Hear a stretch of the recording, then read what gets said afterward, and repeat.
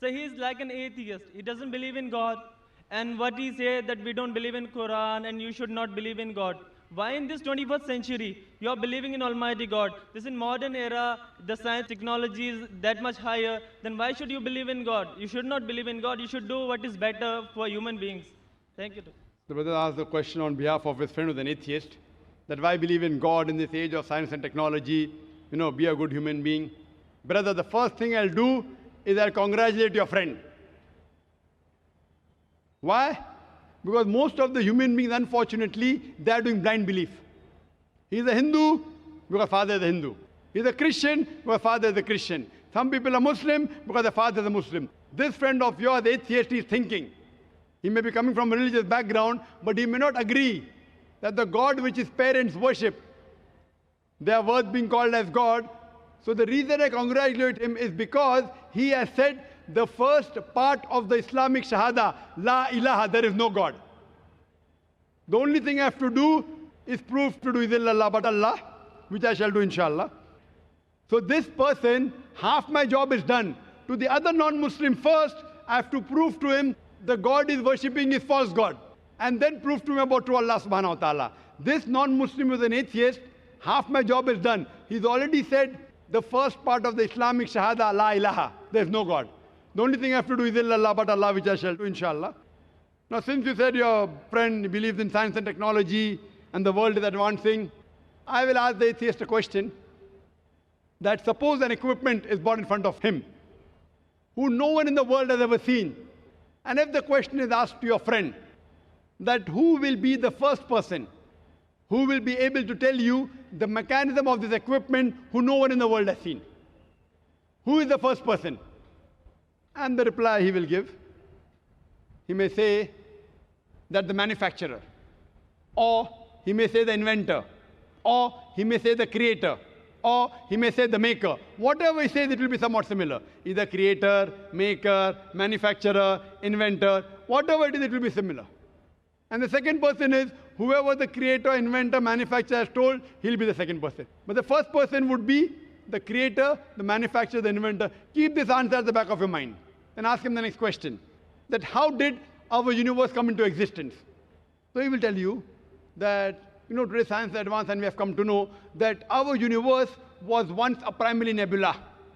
Then there was a big bang. There was a secondary separation, which gave rise to galaxies, the stars, the sun, the moon, and the earth on which we live. When did you come to know this? So he will tell you, it was in 1973 when a group of scientists, they described the Big Bang and the creation of the universe. So you tell him what you came to know hardly about 35, 36 years back is already mentioned in the Quran 1400 years ago in Surah Anbiya, chapter number 21, verse number 30, where he says, Avalam yaral lazina kafuru. Do not the unbelievers see anna samawati wal arda kan zaratkan saknahuma, that the heaven and the earth were joined together and we clove them asunder. Who could have mentioned this in the Quran 1400 years ago? So the atheist may say, maybe it was a fluke. Don't argue. Continue. Ask him the next question. What is the shape of the earth? So he will tell you, previously, the human beings thought that the earth on which we live is flat. It was in 1579 when Sir Francis Drake, when he sailed around the earth, he proved that the earth is spherical. You came to know in 1579, hardly 400 years back. Quran mentions 1400 years ago. It's mentioned in the Quran in Surah Naziyat, chapter number 79, verse number 30. Wal arda ba'da zalika dahaha. And thereafter, we have made the earth egg-shaped. Dahaha, one of its meanings is an expanse, and the earth is an expanse. The other meaning is derived from the Arabic word duya, which means an egg. And it does not refer to a normal egg. And we know today that the world is not completely round like a ball. It is flattened from the pole. It is geospherical in shape. And the Arabic word dahaha doesn't refer to a normal egg. It specifically refers to the egg of an ostrich. And if you analyze the shape of an egg of an ostrich, that too is geospherical in shape. Imagine, the Quran speaks about the geospherical shape of the earth 1400 years ago. You ask a friend, who could have mentioned this in the Quran? He will say, oh, maybe your Prophet Muhammad, peace be upon him, he was an intelligent man. Don't argue, continue. You ask him, the light of the moon, is it its own light or reflected light? So he will tell you that previously we human beings thought that the light of the moon is its own light. Recently in science, 100 years back, 200 years back, 300 years back, we came to know that the light of the moon is not its own light, it's a reflected light. What you came to know recently is mentioned in the Quran 1400 years ago in Surah Furqan, chapter number 25, verse number 61. The Quran says the light of the sun is its own light, and the light of the moon is described as munir or nur, meaning borrowed light or reflection of light. So who could have mentioned that the light of the moon is not its own light but reflected light 14 years ago? He may give a pause and say, okay, maybe your prophet was very, very intelligent. Don't argue. Continue. I learned in school that the sun, though it revolved in the solar system, in the galaxy, it did not rotate about its own axis. Is that what is mentioned in the Quran? No, that is what I learned in school. We were in 1982. 1982, 27 years back, I had learned that the sun was stationary. But Quran says in Surah Anbiya, chapter number 21, verse number 33, Huwa allazi khalaqal layla wan nahara. It is Allah who has created the night and the day. Wa shamsa wal qamar, the sun and the moon. Kullun fi falakin yasbahun. Each one traveling in orbit with its own motion. That is because yasbahun means it describes the motion of a moving body. So Quran says the sun and the moon, besides revolving, it even rotates about its own axis. And today science has come to know that the sun takes approximately 25 days to complete one rotation. Who could have mentioned this in the Quran 1400 years back, which we came to know recently, hardly 20 years back, 30 years back? He'll give a pause. Don't wait for the answer. You can continue.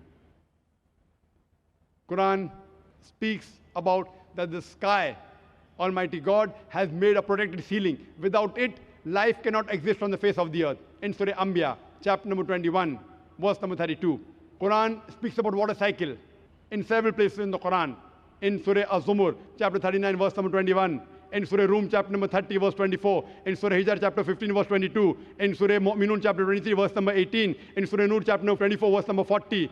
In Surah Araf, chapter number 7, verse 57. Several places, the Quran speaks about the water cycle in great detail. Who could have mentioned this 14 years back? He'll give a pause. Don't argue. Keep on continuing.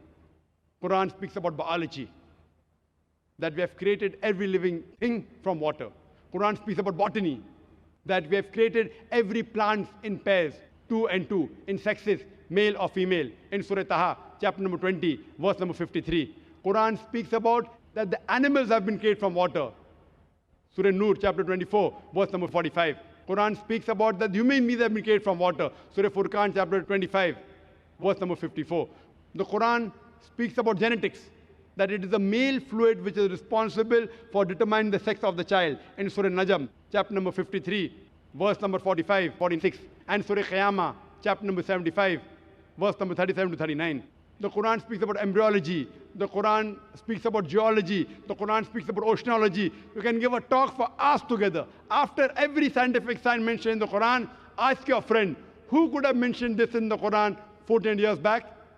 The only reply I can give you is the creator, the manufacturer, the maker, the inventor, this creator, this manufacturer, this inventor. We Muslims call it Allah, we call him God. So today, science is not eliminating God, it is eliminating models of God. La ilaha illallah. That's the reason a famous philosopher by the name of Francis Bacon said, little knowledge of science makes you an atheist, but in-depth knowledge of science brings you closer to Almighty God. So you can ask your friend to see my video cassette, Is the Quran God's Word? And Quran Modern Science, in which there are various other proofs talking about the existence of Allah subhanahu wa ta'ala. Hope that answers the question.